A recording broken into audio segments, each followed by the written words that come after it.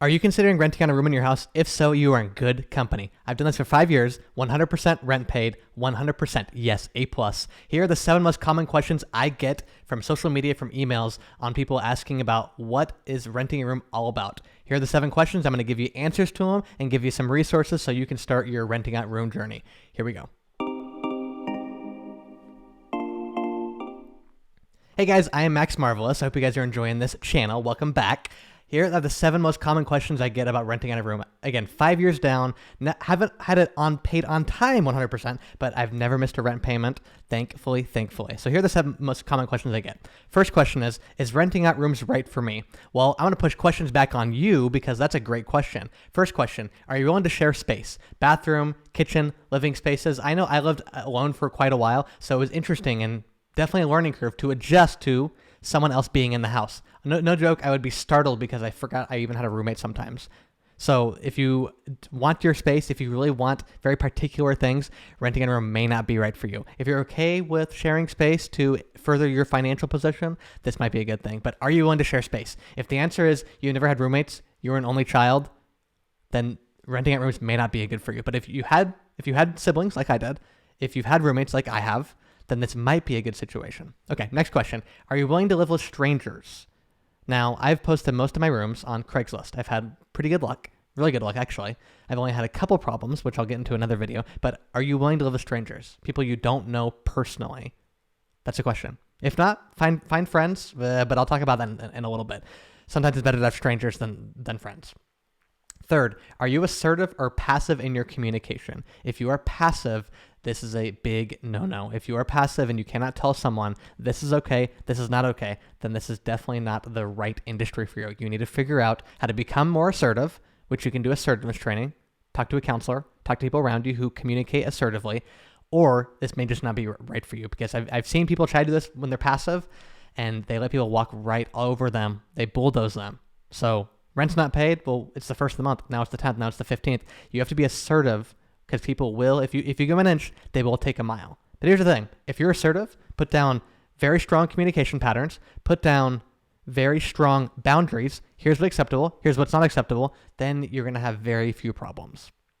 So definitely being assertive is advantageous here. Okay, next. In the past, have you set boundaries that others respect? Now, this is the big thing because most people set boundaries. But the real question is, are these boundaries being respected by people? That's really the important thing, because if they're not respecting the boundaries, you have not set a clear enough boundary. So if you have set boundaries and people actually respect them, that's good. I remember the first boundaries I ever had to set with my parents. This is how it's going to be. I'm a man now. I'm not a child. This is how it's going to be. So that is that. If you want to continue to have a relationship with me, this is how things are going to be. And if they don't like that, that was that. But guess what? They both got online and respected the boundary. But you have to be assertive when it comes to that. You can't just let things go off easily. Okay, next. Are you able to pay the mortgage comfortably? And if they don't make the rent, are you going to be okay? If the answer is no to that, then you're in trouble. Then you already bought a house that's too much, which means you need roommates even more, which you should have thought about that before you get there. But are you able to pay for the mortgage comfortably? The answer should be yes. I encourage people to only buy a house when it's a really good financial decision. And I mean, let's think about it. My first house, the mortgage was about 20% of my take-home pay. So I take this. Let's say you make $5,000 a month. 20% is about $1,000 per month. So you don't want your mortgage payment to be more than $1,000 per month. This is a little conservative. Most people say between 20 and 30, maybe a little bit higher. I like to stay more conservative though, because I'd much rather be able to make the payment easily than have to worry about how I'm going to make this payment. So, are you able to make the payment for the mortgage comfortably? And if they stiff you on the rent, are you able to still make your payments? If the answer is no, probably not for you. Okay. Next question. That was all number 1. Is renting out a room right for me? Those are all good questions. Next is renting out rooms an easy way to make money? Well, it depends on your skill set, to be honest with you. Your people skills and also your business skills. Because some people can rent a room out within one day, a couple hours, because probably the rent is too low, probably not the right person. Did you vet the person correctly? Run a background check? run different checks to do references? Did you do all that? The answer is probably no. It's really hard to do something all in one day. I've done it before because I have a very, very precise system, but most people don't have that system in place. So you need to take some time getting to know the person. And after doing, a few dozen roommates, I figured out this is the right answer, this is the wrong answer. If they say this, they're out of the running. If they say this, we can keep on moving forward, and they can maybe be the right person to run through. So really, it just depends on your skills. Do you have good people skills? Again, can you be assertive? Do you set boundaries that people respect? Those are really important, because if you're passive and don't set boundaries, you're going to be in a heap of trouble. That's for sure. And the last thing you want is to feel uncomfortable in your own home. I've had that before, and I've had to ask the person to leave, unfortunately. I felt uncomfortable literally living in my own house. That's something you want to avoid at all costs. You'd rather be financially stressed out than be stressed out of someone living in your house. That's for sure. So that's number 2. You want to make sure that you have a good skill set to do this. The business acumen to understand supply and demand, what's the correct price, and also people skills. Is this the right person for my house? If the answer is no, if there's any doubt, say no. You will thank yourself in the long run. Next is, what do I ask a prospective roommate? Well, here are 2 questions right off the bat that I ask. What's your job? How do you earn income? If their answer is something in the nature of, I'm on disability, I just stay at home, I don't have a job, I'm looking for a job, I'm in between jobs, that means I am going to have to pay their bills. And my thing is, don't expect me to pay your bills, because I will never expect you to pay mine. If there's any issues, if there's any drama when it comes to the job, can they provide references? If the answer is no to any of that, it's probably not the right person. Next is, do you have the first month's rent and deposit ready? If the answer is no, again, next person. If the answer is yes, then we can continue moving forward. I'm going to show you something I did. So if you go to my website, maxmymoney.org/rentyourroom, go to that URL right there. The link will also be in the description. I have a few resources here. First, I have the roommate questions, where I ask 17 different questions. They are all very important in their own special way. So go to that, maxmymoney.org/rentyourroom, and I will give you those 17 questions. Okay, next is, do you have house rules? The answer is yes. I only have a few, but they're very, very important. The thing you want when it comes to having roommates is have as few rules as possible, but be very profoundly strict on those rules. Like smoking in the house. That's a no-no. That's very strict. If you want to go smoke outside, sure. But smoking in the house, no. I attempt to stay away from smokers to begin with, because I don't smoke and I really detest the smell, but that's a whole nother thing. Again, a few, but important. Okay, so again, same thing here, maxmymoney.org. You can get also the roommate agreement, which is the house rules that I've been using for years and years and years. And then here it is. Again, not very many, but very, very, let's zoom that in a little bit.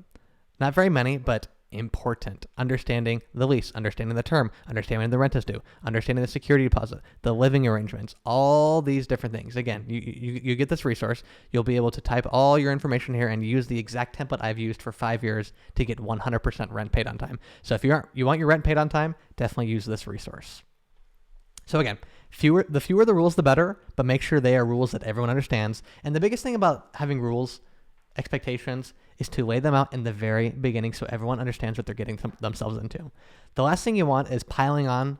Think about if you're in their position. If you're going to move into a room and you're going to have some rules, and sure, I'm okay with those rules, but don't pile them on as time goes on. You want to make sure everyone understands A, B, and C. Do you understand A, B, and C? Great. Then we can have a good relationship going forward, a good working relationship. If the answer is, I don't understand that, or I don't abide by that, or I don't like that, again, not the right person. The fewer the rules, the better, but make sure they are enforced strictly. Okay, number 5 question is, how do you handle issues with the roommates? And this is a good one. Again, how assertive are you? That's the real question. What I do is I break it down into 3 things. You want your communication to be confident, direct, and assertive. Confident that I know what I'm saying, and this is the right way, and this is how it's going to be. Confident in how you're saying it. Assertive, not saying, well, I feel. Don't use the word I feel. Eliminate that word from your lexicon. Say, I think and I know, and this is how it's going to be. Again, it should be more of a conversation, obviously, but if there's someone who is breaking the rules, if someone who's not abiding by the rules that you've set up, again, remember, Who owns the house and who is the tenant? Who owns the house? Who owns the house? Again, you don't have to remind them and say, well, I'm the owner. That's the worst appeal you can do. But remind them that this is what we signed, this is what we agreed upon, and this is what we're going to do going forward. And there shouldn't be any issues there. Or if there is an issue, what is the issue? And then talk about the issue and see if you can come to some agreement. But again, confident because you know you're doing the right thing. You know this is the way it should be. Direct. This is the problem. Let's work on it. Not no beating around the bush. No going back and forth. No beating around the bush whatsoever. Direct. And then assertive. You have to make sure that when it's done the first time, you nip it in the bud. You don't let things go on and on and on and keep on sweeping under the rug. Under the rug, under the rug. Stop with the end of the rug. You have to be confident, direct, and assertive when you're dealing with anybody you don't know well, and even people you know well. I've had to be confident, direct, and assertive with family members and people around me. It's best if you have those three bits in your communication strategy.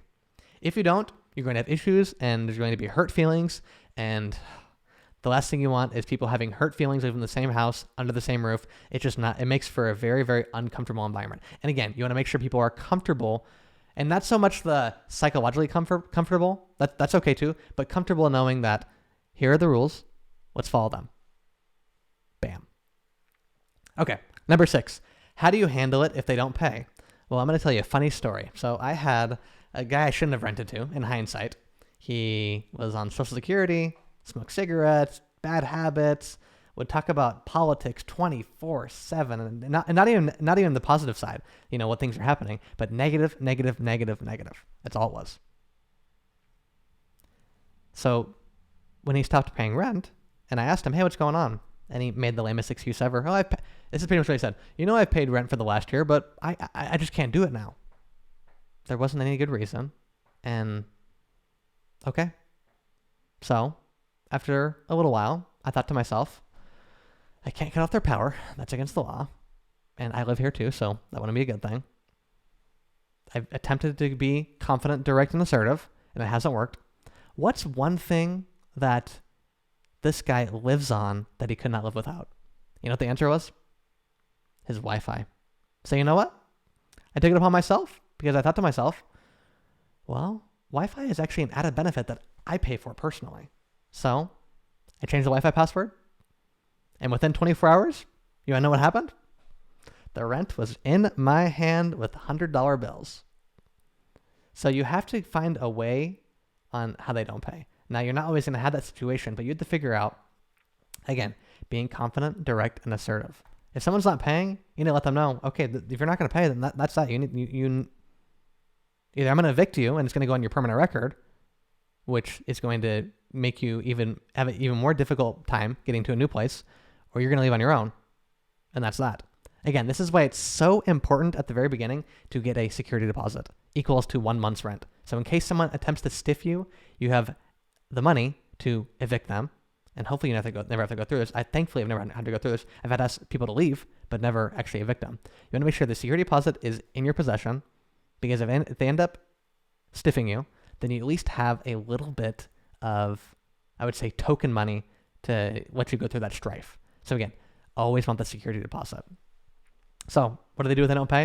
You have to be creative. The internet situation was a creative thing. Again, the good thing is when you have centralized control, especially of the internet, you can do something like this. And he figured out very quickly that he wants internet, and the only way he was going to get it was by paying the rent. And guess what? He paid the rent. We all shook hands. Everything. He said sorry about that. I said no big deal. Let's move forward. And the thing is, don't ever go backwards. After that happens, keep it in your mind, remember it, but don't resent the person for it. If they had a legitimate excuse, then I do have some grace for that and forgiveness. But I just moved on. You paid it. We're all square. We're good to go. Let's move forward. That's that. Don't go back. Continue moving forward. Okay, and then last one. Question number 7. Is it better to have friends or strangers? I have had almost exclusively strangers, and let me tell you why I think it might be better.